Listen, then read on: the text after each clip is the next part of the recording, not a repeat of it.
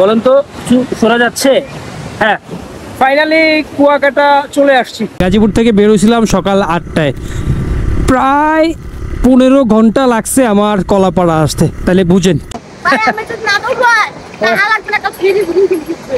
আপনারে এই হাইওয়েগুলো একটুও বোরিং করবে না, অসাধারণ লেভেলে সুন্দর। যদিও গতকালকে আমার ব্যাড এক্সপিরিয়েন্স আছে। ব্যাড এক্সপিরিয়েন্স বলতে নৌকাটা হলো 300 বছর আগের একটা প্রাচীন, এখান থেকে আর 3 কিলো দূরে ছিল ঝাউবন। ওরা উদ্ধার করতে লাগবে 2 মাস, আর ওখান থেকে এখানে আনতে লাগবে 2 মাস।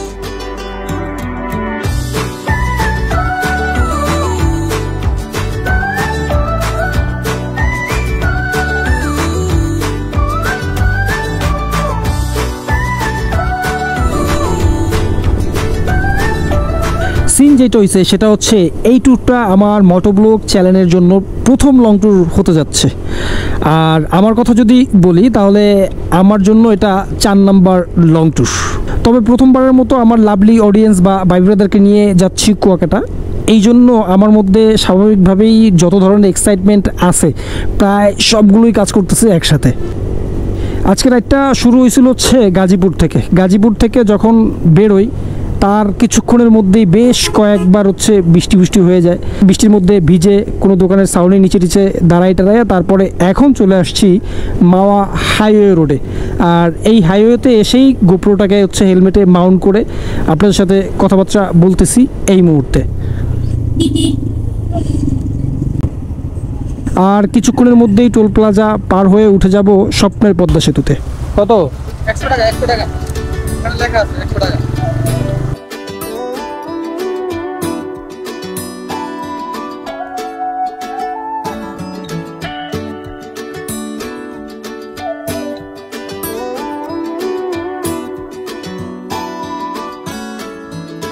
এখন হচ্ছে পদ্মা সেতু পার হইতেছি, পদ্মা সেতুর মাঝখানে আছি।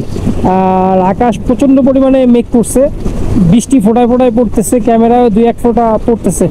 এখন ক্যামেরাটা খুলে তারপর হচ্ছে ব্যাগে ক্যারি করতে হবে, নয়তো ক্যামেরার ভিতরে পানি ঢুকলে পুরো ব্লগই শেষ। আর প্রচণ্ড পরিমাণে বাতাস, জানি না ভয়েসটা কতটা ক্লিয়ার আসতেছে বা আসবে, কিন্তু প্রচণ্ড পরিমাণে বাতাস। আর আমার বাইকের স্পিড হচ্ছে এখন 75-74 এর আশেপাশে। ওরে জোস রে ওয়েদার, খালি বৃষ্টিটা না হইলে হয়তো, ওয়েদারটা জোস। আরে বৃষ্টি রে, এখন হচ্ছে বৃষ্টির নিচে দাঁড়াবো। আরে আল্লাহ, আজকে বৃষ্টিতে যা শুরু করছে।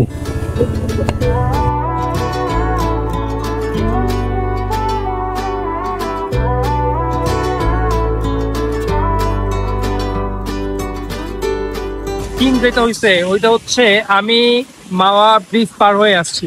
মাওয়া ব্রিজ পার হয়ে আসার পর থেকে মিনিমাম 10 জায়গায় হচ্ছে দাঁড়াইতে হইছে, কোনো গাছের নিচে, তারপরে হচ্ছে কোনো দোকানের সাউন্ডের নিচে দাঁড়াইয়া তারপর হচ্ছে এই পর্যন্ত আসা লাগছে। তার একমাত্র কারণ হচ্ছে দেখতেছেন প্রচন্ড পরিমাণে বৃষ্টি, এখনো বৃষ্টির মধ্যে দাঁড়াই আছে। আমার মাথার উপরে কি আছে দেখেন। চলেন এখান থেকে ভিজে তারপর হচ্ছে চলে যাই, রাইডটা শুরু করি। কারণ এখন সময় বাঁচতেছে প্রায় 2:30টার মতো। আর বাসা থেকে আজকে বেরোছিলাম সকাল 9টায়, এই পর্যন্ত আসতে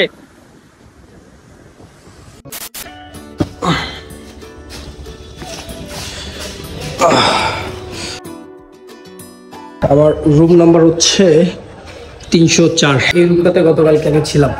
আর বাইরের ভিউটা দেখেন একটু, এই যে সুন্দর একটা নদী বয়ে গেছে, তার পাশে হচ্ছে গাছগাছালি, কি সুন্দর বন।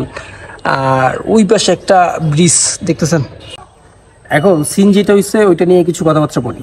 গতকালকে রাত্র 11:30 বাজে আমি এখানে এসে পৌঁছেছি। বরিশাল পর্যন্ত আসছি, তখন রাত্র হয়ে গেছে। এরপর থেকে আর বৃষ্টি নাই, এইদিকে কোনো বৃষ্টি নাই। বৃষ্টি ছিল হচ্ছে বরিশালের আগে। তো যাই হোক, একদম ভিজে নেচাকার অবস্থা হয়ে গেছিলো। তার পরবর্তীতে রুমে ঢুকলাম, ঢুকে ফ্রেশ হয়ে খাওয়া দাওয়া করলাম। খাওয়া দাওয়া করে দিলাম একটা ঘুম। ঘুম দেওয়ার পরে এখন সময় বাঁচতে হচ্ছে সকাল 8টা। আমি প্রায় 6টার দিকে ঘুম থেকে উঠছি। আর আমি এখন যে জায়গাটাতে আছি এটার নাম হচ্ছে কলাপাড়া। আর এখান থেকে কুয়াকাটার দূরত্ব আর মাত্র 29 কিলোমিটার। আর এখন বেরোইছি কুয়াকাটার উদ্দেশ্যে। তাহলে চলে আজকে রাইডটা শুরু হোক, বাকি কথা হচ্ছে রাইডে বসে বলতেছি।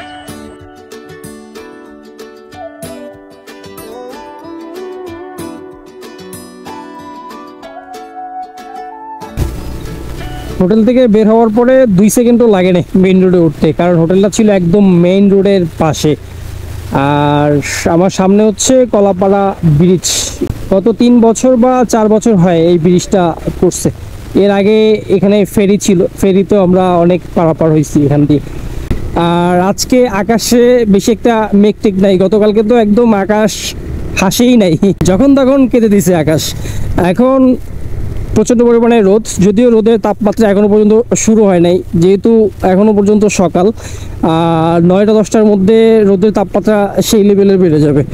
এখন যত দ্রুত সম্ভব কুয়াকাটা পৌঁছাতে হবে। এইখানে দেখাচ্ছে কুয়াকাটা আর মাত্র 12 কিলোমিটার। হ্যাঁ, বেশি একটা দূরে নাই, খুব কাছাকাছি চলে আসছি। আপনাদেরকে হাইওয়ে সম্পর্কে যদি একটু বলি, এটা খুবই খুবই সুন্দর একটা হাইওয়ে। ঢাকা থেকে আপনি বরিশাল বা কুয়াকাটা বা পটুয়াখালী যেখানে আসেন না কেন, আপনারে এই হাইওয়েগুলো একটুও বোরিং করবে না, অসাধারণ লেভেলে সুন্দর। যদিও গতকালকে আমার ব্যাড এক্সপিরিয়েন্স আছে, ব্যাড এক্সপিরিয়েন্স বলতে বৃষ্টির ব্যাড এক্সপিরিয়েন্স।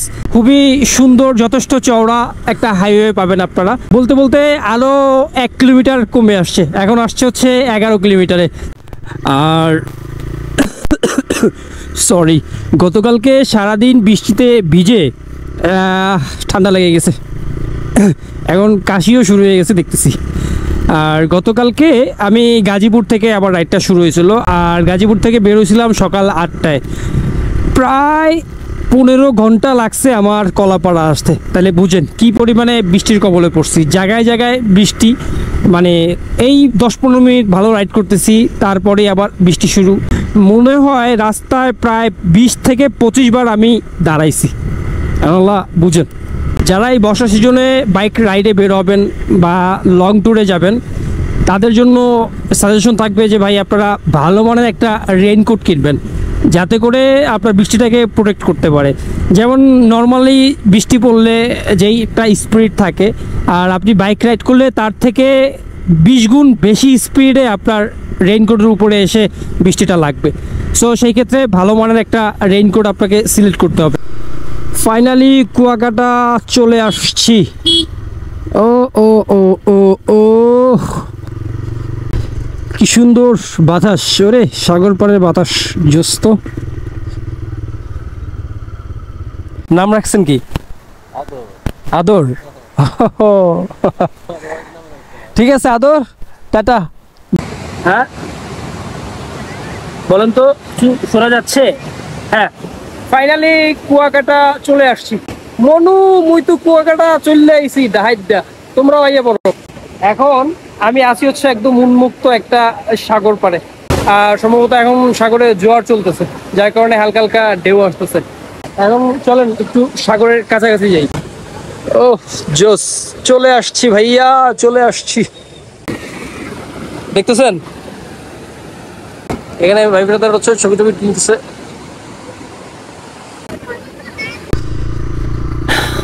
আমি এখন সাগরের পাড়ে পাড়ে বাইক রাইড করতেছি, আর একবারে সাগরের কাছাকাছি নামবো। তবে এই জায়গাটা বাউন্ডারি দেওয়া, আগে একটা সময় এরকম বাউন্ডারি ছিল না, এখন হচ্ছে বাউন্ডারি দিয়ে রাখছে। আর এখান থেকে নেমে ওইদিকে সম্ভবত নামার সিস্টেম আছে, নেমে তার পরবর্তীতে হচ্ছে সাগর পাড়ে নামবো। এটাই একমাত্র রাস্তা যেটা দিয়ে হচ্ছে আমি সাগর পাড়ে নামতে পারি। আইরে আমার বাইক বন্ধ হয়ে গেছে কেন, 3 গিয়ারে চলতেছে। ওরে ওরে ওরে, এই রে রাস্তা রে, কি শান্তি লাগতেছে, মানে বলে বুঝাইতে পারবো না যে কি পরিমাণে শান্তি লাগতেছে। একদম সেই লেভেলের। ওরে পানি ছিটে আসতেছে, আরে আরে আরে আরে আরে, একদম অসাধারণ লাগতেছে ভাই। দেখেন পানিগুলো এসে চাক্কার সামনে পড়তেছে।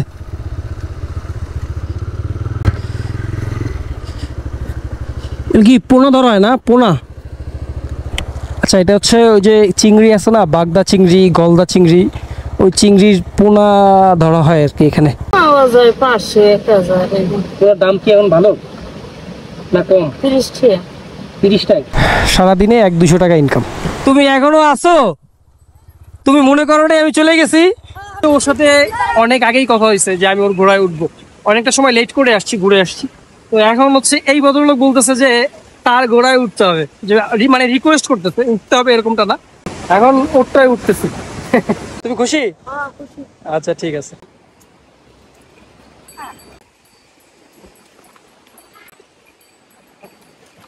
প্রথমবারের মতো হচ্ছে ঘোড়ায় উঠছি, মানে আমার হচ্ছে নড়বড়ে অবস্থা, আমি পড়ে যাবো এরকম মনে হইতেছে আমার কাছে।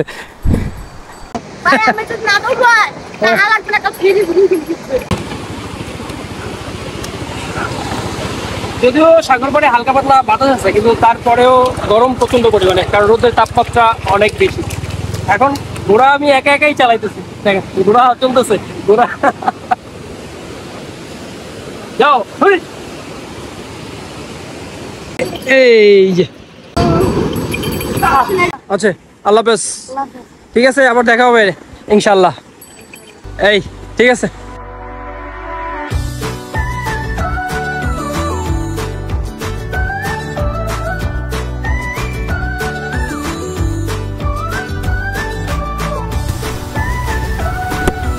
অনেকক্ষণ যাবৎ বিকল্প একটা রাস্তা খুঁজতেছিলাম, যে বিকল্প রাস্তা কই আছে, কারণ বালুর মধ্য দিয়ে বের হওয়াটা আসলে অনেকটাই আনইজি লাগতেছিল, আমার কাছে খারাপ লাগতেছিল।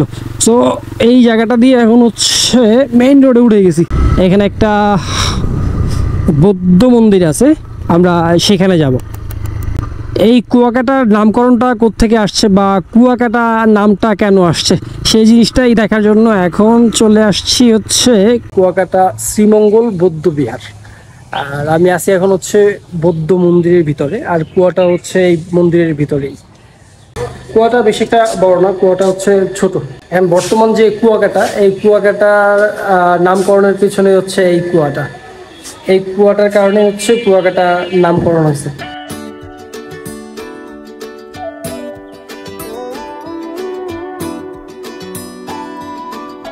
আর এখানে বেশ কিছু ছোট ছোট মূর্তি দেখা যাচ্ছে, কার কার মূর্তি সেটা এখানে হচ্ছে লেখা আছে।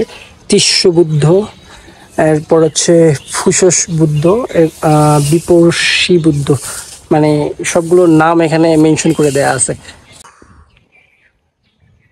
আর ওনাদের বৌদ্ধ বিহারের মেইন যে মূর্তিটা, সেটা হচ্ছে এই যে আমার পেছনে, এই যে এখানে হচ্ছে ওনাদের সব থেকে বড় মূর্তি। এখন হচ্ছে এখান থেকে বের হয়ে যাবো ভাই, পেটে ক্ষুধা থাকলে কথাও বেরোয় না পেট থেকে। এখন হচ্ছে ভরপেট খেতে হবে, খেয়ে তারপরে হচ্ছে বেরোইতে হবে।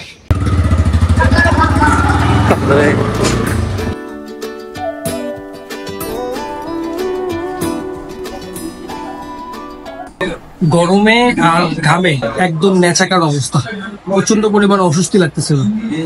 ঠান্ডা পানিটা খেয়ে ভালো লাগতেছে। আর অর্ডার করছি ডিম পরোটা, এখানে আছে হচ্ছে পরোটা, তারপর হচ্ছে খিচুড়ি আর ভাত, ওই দুইটার একদম আমার পছন্দ না, এই জন্য হচ্ছে ডিম পরোটা অর্ডার করছি।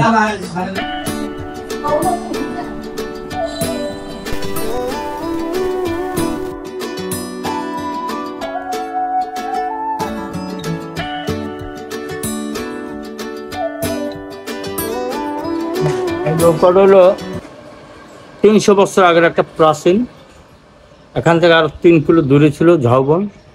এটা উদ্ধার করতে লাগছে 2 মাস, আর ওখান থেকে এখানে আনতে লাগছে 2 মাস। এটা হলো মায়ানমারের তৈরি, তার লম্বা হলো 72 ফুট, চওড়া হলো 24 ফুট, হাইট হলো 10 ফুট 6 ইঞ্চি, ওয়েট 90 টন।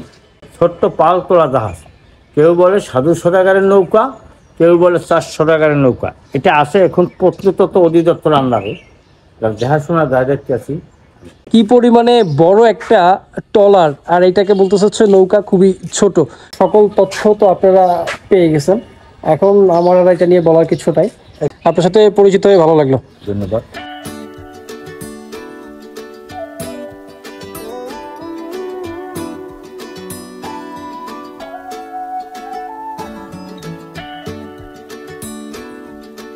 এখন শরীরটা একটু রেস্ট চাচ্ছে। রাইডিং এক্সপিরিয়েন্সের কথা যদি বলি, এক্সপিরিয়েন্স ওভারঅল মোটামুটি ভালো ছিল। একটু কষ্ট হয়েছে বৃষ্টির কারণে, জায়গায় জায়গায় থামতে হয়েছে, একেবারে রাইড করে আসতে পারিনি, বা আপনাদের সাথে আমার রাইডিং এক্সপিরিয়েন্সটা আমি রাস্তায় বসে শেয়ার করতে পারিনি এইভাবে, সেই জিনিসটা আমার একটু খারাপ লাগাইছে।